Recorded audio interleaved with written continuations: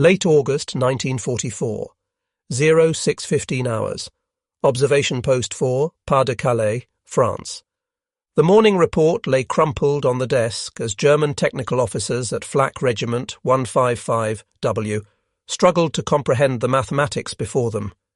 The interception rates violated every principle of ballistic probability taught at Luftwaffe technical academies across the Reich. 82% destroyed. This cannot be accurate. Through field telescopes, German observers had witnessed something that contradicted everything their intelligence services assured them about Allied anti-aircraft capabilities. The V-1 flying bombs launched toward London in the pre-dawn hours were being destroyed at rates that defied explanation, not shot down by fighters making dangerous pursuit curves, not tangled in barrage balloon cables, but destroyed by anti-aircraft fire over the coastal gun belt, shells exploding with impossible accuracy around the missiles, somehow detonating near them rather than requiring direct hits. At Flak Regiment 155W headquarters in the Château d'Auteuil, Oberst Max Wachtel, commander of the entire V-1 offensive, received these reports with growing alarm. Over the course of the German V-1 campaign, the proportion of flying bombs destroyed by the coastal gun belt had risen from 17% in June to 74% by late August, reaching 82% during one extraordinary day in that final week of August 1944, marking the beginning of the most profound technological shock the Wehrmacht's weapons scientists would experience in the war. What neither Wachtel nor any German scientist knew was that they were witnessing the deployment of one of World War II's most closely guarded secrets, a technology so revolutionary that it was protected at the same level as the atomic bomb project. The proximity fuse, or VT, variable time fuse as the Allies coded it, was systematically destroying Hitler's terror weapon with a precision that German physics said shouldn't exist. The story began 10 weeks earlier, on June 13, 1944, exactly 1 week after D-Day. In response to the Allied invasion of Normandy, Hitler had unleashed his long-promised Vergeltungswaffe, vengeance weapon, against London. At 4:25 a.m. on June 13th, the first V-1 fell on London, landing in Grove Road in Bow, destroying a railway bridge and nearby homes. 6 people were killed, 30 injured, and 200 made homeless. The weapon represented years of German development, a pilotless aircraft powered by an Argus. As 109-014 pulse jet engine, carrying 850 kilograms of Amatol explosive at 640 kilometers per hour. It was the world's first operational cruise missile, and German High Command believed it would bring Britain to its knees. Major Walter Dornberger, head of the V-weapons program at Peenemünde, had calculated that even with a conservative 25% success rate, the V-1 would deliver more explosive power to London than the entire Blitz of 1940–41.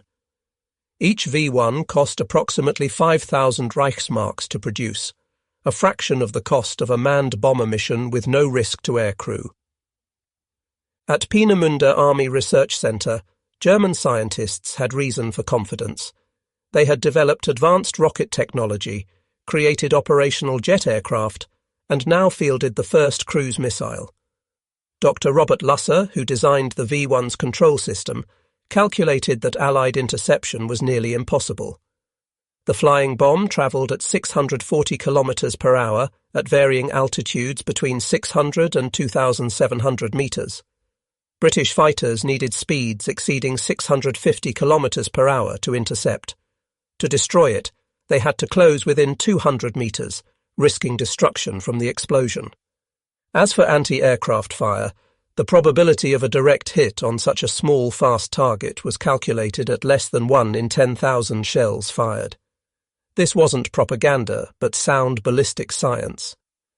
Conventional time-fused shells required accurate prediction, precise calculation, manual fuse setting, and perfect timing. With the V-1's speed, gunners had perhaps 30 seconds from detection to engagement. Oberst Max Wachtel, commanding Flak Regiment 155W, knew these limitations from both sides of anti-aircraft warfare. During the campaign, Germans would launch 9,521 V-1 missiles from ground sites against England, with thousands more against other targets, bringing the total to approximately 25,000 V-1s deployed throughout the war. Within days of first launches, troubling reports reached German intelligence. British anti-aircraft defences were adapting with suspicious speed. By late June, the interception rate climbed from 10% to 24%, higher than predicted but explainable. Then came July, and the statistics became inexplicable. German technical officers monitoring effectiveness noticed British guns claiming V-1 kills with impossibly low ammunition expenditure. Observers on the French coast witnessed V-1s flying steadily toward England, suddenly surrounded by flak bursts, then tumbling from the sky despite explosions occurring too far away for direct hits. Unknown to German intelligence, they were witnessing proximity fuses that turned near misses into kills. The technology had been operational in the Pacific since January 1943, when USS Helena shot down a Japanese dive bomber with shells that exploded when sensing proximity to targets. The German intelligence failure was comprehensive. The Oslo report of November 1939 mentioned proximity fuse research, but German scientists dismissed it as disinformation. Germany had attempted developing similar technology, over 30 different designs researched, but none achieved operational status. German engineers had concluded proximity fuses were impossible. The technical challenges seemed insurmountable, miniaturizing radio transmitter receivers for artillery shells, making vacuum tubes survive 20,000 G-forces, creating batteries that could activate after years of storage, achieving mass production. Yet by August 1944, American factories were producing 40,000 VT fuses daily. During the final week of August 1944, the proximity fuse achieved its maximum effectiveness. The British had reorganized their entire anti-aircraft defense system. Guns employed American SCR-584 radar for automatic tracking.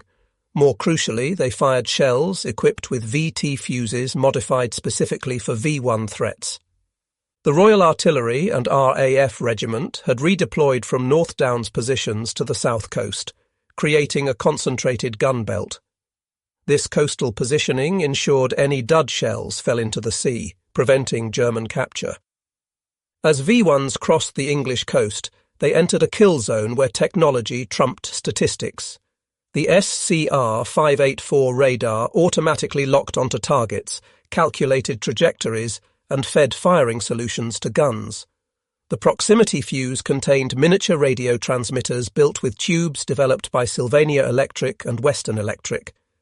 When reflected signals indicated proximity, therotron switches triggered detonators, sending steel fragments through V-1 hulls. On the peak day in late August, coastal guns destroyed 82% of incoming V-1s, a rate German engineers deemed physically impossible. Reports of 82% interception created crisis meetings at German headquarters. Wachtel suspected sabotage. Emergency inspections found nothing wrong with missiles. Test firings over German territory showed normal performance. The problem manifested only against British defences. German experts concluded the British had developed revolutionary anti-aircraft systems, but couldn't determine specifics without captured examples. They tried varying tactics, different altitudes, larger salvos, night launches, weather exploitation. Nothing worked. The kill rate remained devastating. At Peenemünde, scientists faced an uncomfortable conclusion. If Allies had developed proximity fuses, they had achieved what Germany thought impossible. German efforts to uncover the secret intensified, but failed completely. The proximity fuse's security was nearly perfect. Production was compartmentalized across 110 factories. Workers knew only their specific tasks. Even the name variable time was deliberately misleading, suggesting conventional timed fuse rather than proximity sensors. By 1944, American electronics industry capacity was devoted to fuse production. 22 million proximity fuses would be produced by war's end, costing over $1 billion in the 1940s. The Crossley Corporation alone produced over 5 million fuses, nearly a quarter of total production. The numbers revealed staggering industrial mismatch. While Germany struggled producing V-1s using forced labour, America transformed its electronics industry for fuse production. Peak daily production reached 40,000 units. Costs dropped from $732 per unit in 1942 to $18 by 1945. Crossley Corporation, which had manufactured radios and refrigerators pre-war, employed 10,000 workers producing 16,000 fuses daily at peak. Sylvania Electric dedicated its entire vacuum tube research division to developing ruggedized components, producing 400,000 miniaturized tubes daily, 95% of all tubes used. The contrast was absolute. Germany handcrafted weapons in limited numbers. America mass-produced revolutionary technology at unprecedented scale. Monthly American proximity fuse production exceeded total German V-1 production for the entire war. The proximity fuse represented extraordinary engineering. The device had to survive being fired from a gun, 20,000 G acceleration, 25,000 RPM spin, temperature extremes. Sylvania developed miniature vacuum tubes based on hearing aid designs, but reinforced to survive these forces. Batteries remained dormant for years, yet activated instantly when needed. The fuse contained a miniature radio that transmitted signals continuously. When reflections indicated proximity to large objects, circuits triggered detonation. This seemingly simple concept required solving problems German engineers considered impossible. Quality control was unprecedented. Every fuse underwent multiple tests. Random samples were actually fired in test guns. Rejection rates below 2% demonstrated remarkable manufacturing precision at massive scale. By September 1944, the V-1 offensive was effectively neutralized. Of 9,521 V-1s launched from ground sites against Britain, only 2,515 reached London, killing 6,184 civilians and injuring 17,981. While tragic, these casualties represented a fraction of German intentions. General Frederick Pyle, commanding Anti-Aircraft Command, calculated that without proximity fuses, V-1 casualties would have been 4 to 5 times higher. The proximity fuse saved London from devastation. Germany shifted to night launches and developed the V-2 rocket, which flew too fast for interception. But these desperate measures couldn't achieve strategic impact. The V-1 became a costly failure, consuming resources desperately needed elsewhere. The German failure to detect proximity fuses represented one of history's greatest intelligence disasters. Despite extensive networks and technical expertise, Germans never grasped what they faced. The program remained secret throughout the war. Not a single intact proximity fuse fell into German hands during the V-1 campaign. Remarkably, during the Battle of the Bulge, German forces captured an American ammunition dump containing proximity fuses but never recognized them. Their assumption that such devices were impossible blinded them to evidence in their own hands. After Germany's surrender, interrogations revealed complete German ignorance about proximity fuses. Oberst Max Wachtel told Allied officers they suspected improved radar or faster-setting fuses, but never imagined self-thinking shells. German scientists shown captured American VT fusers expressed disbelief. They couldn't comprehend tubes surviving acceleration, batteries remaining viable, circuits functioning after gunfiring. They estimated being 10 years behind American technology. Dr. Merle Tuve, who led proximity fuse development at Johns Hopkins Applied Physics Laboratory, later reflected that success came from systematic collaboration between scientists, engineers, and production workers, something totalitarian systems couldn't achieve. The proximity fuse demonstrated that World War II's outcome was determined in laboratories and factories as much as battlefields. While Germany pursued exotic wonder weapons, America focused on multiplicative technologies enhancing existing weapons. The proximity fuse made every anti-aircraft gun 5 to 10 times more effective.